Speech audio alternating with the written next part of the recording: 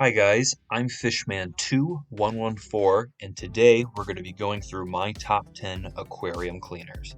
Now these creatures, while they may help keep an aquarium clean, are no substitute for manual aquarium cleaning. No matter how low maintenance a tank is, it is always going to require some level of deep cleaning. Nevertheless, all these guys will help keep your tanks looking crystal clear. All these rankings are based on how much they benefit your tank's overall cleanliness by either eating leftover foods or algae. This will help keep your tanks clean between water changes. In number 10, we have mollies. Now, I know a lot of you are probably confused by this ranking, but mollies are actually pretty good algae eaters. They are known to pick and nip at various algae in your tanks. They also are a really easy fish to care for and to breed. And they come in all different colors, and some even have some really beautiful fin structures. If you want to try a non-bottom feeder type fish to help rid your tank of algae, try getting some mollies. In the ninth spot, we have Corydoras, or just Corys for short. Corys are your common bottom feeding fish. They featured in my top 10 aquarium fish list, so you know I think highly of them. Corys are great for eating leftover foods from your other fish. They constantly scour the bottom of your tank looking for uneaten food. This overall helps with reducing the amount of nitrite and nitrite buildup in your tanks. While they do eat a lot of food left over from your other fish, be sure to give them bottom feeder pellets, just to make sure that they're eating enough. They also will eat live foods and boiled veggies like cucumbers. In number 8, we have the black nearite snail. In reality, pretty much any aquarium snail will fit here, but I personally like the black nearite snail the best, so that's why it's here. Nearite snails are a great way to reduce algae on your aquarium glass. They will simply patrol your tank, grazing on any algae they come across. They are pretty fun to watch too, especially when they're on the glass, and they really can just be an interesting addition to any tank, just in the fact that they are different from all your fish and shrimp. Don't expect these guys to fully solve your algae problem, but for a low bile load little snail, they do a well enough job. In number 7, we have the hill stream loach. I've had my fair share of hill stream loaches, and I really enjoy them. They are a great little oddball algae eater. They are especially great at grazing on the glass of your tanks, but they will also eat from rocks, driftwood, and plant leaves. They also do scavenge leftover aquarium foods similar to Corys. They aren't an aggressive fish by any means, but they often do fight amongst themselves. For this reason, I'd recommend only having one in anything less than a 30-gallon tank. Hey, real quick, if you made it here, I just wanted to say thank you for watching. I really do appreciate it. If you enjoy this list so far, consider liking and subscribing. Anyways, back into the list. In the number 6 spot, we have another species of loach, Coolie loach.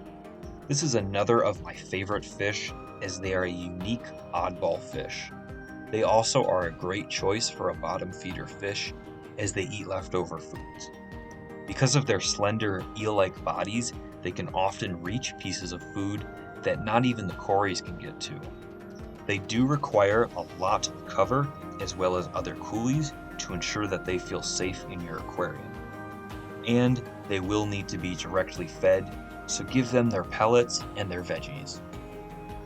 In number 5, we have the first shrimp on the list, the cherry shrimp. I've recently set up a cherry shrimp only tank, check it out if you're interested, but I've honestly re-fallen in love with them because of it. They are an easy shrimp to care for and breed, and you can quickly get a colony out of them. They are great in that they eat all sorts of gunk in your aquariums. Biofilms, algae, and leftover foods are all eaten by cherry shrimp. They can be a little bit tricky to breed if they are kept with other fish, as the shrimplets will get eaten by the fish. So just keep that in mind. You want to give the shrimplets plenty of cover, or simply have the shrimps by themselves. It's really up to you though. Number 4, we have the bristlenose pleco. Bristlenose plecos are pretty much the ideal pleco for most aquariums.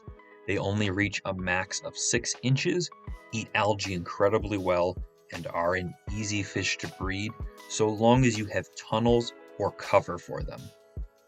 Bristlenoses are some of the best algae eaters out there. They remove algae from leaves, the glass, decor, and really anywhere they can fit. They also have been cited to eat the infamous blackbeard algae, which a lot of fish, even on this list, really cannot do. Bristlenose plecos are a great algae eater, but they still would really appreciate some boiled veggies, so be sure to treat them. In third place for the best aquarium cleaners, we have the Ottocinklus catfish, or Ottos for short. Ottos are a great algae eater. In fact, they are one of the best. They can be a little bit finicky, as a lot of them are wild caught, which I do consider to be a negative, by the way. But either way, once they're established to a tank, they can really help solve its algae issues. They greatly prefer soft green or brown algae, and they can be a little bit difficult to feed. So once the algae is gone or low, try to give them gel foods and boiled cucumber. They seem to love it. Ottos also are a social fish, so you'll need to get a school of 6 or more. But once they get comfortable, they can really fix a tank's algae issues. In the second place, for the best aquarium cleaners, we have the Amano shrimp. While I really like cherry shrimp, I think my favorites are still the Amano shrimp. They are definitely a superior aquarium cleaner at the end of the day. Amano shrimp, in my eyes, are the second best algae eaters in the aquarium hobby. Just like with cherries, they will also eat biofilm as well as leftovers. The really only downside to Amanos is their challenge to breed, as their brood requires brackish water. But nevertheless, they are an amazing tank cleaner. Amanos are best for eating hair algae, but they will also eat soft green or brown algae. I've also made a video on Amanos, so check it out if you're interested. Finally, in the first place, for the best aquarium cleaners, we have the Siamese algae eater. Not to be confused with the Chinese algae eater, which I think is a horrible fish. They also often get confused or mislabeled as a flying fox fish. The easiest way I found to tell if you have a true Siamese algae eater and not a flying fox is that the fins are fully clear. If the fins are colored, you most likely have a flying fox. The Siamese algae eater is, in my eyes, and in many others, the very best aquarium algae eater. They can pretty much eat any type of algae and are best known for eating the horrific and terrible blackbeard algae.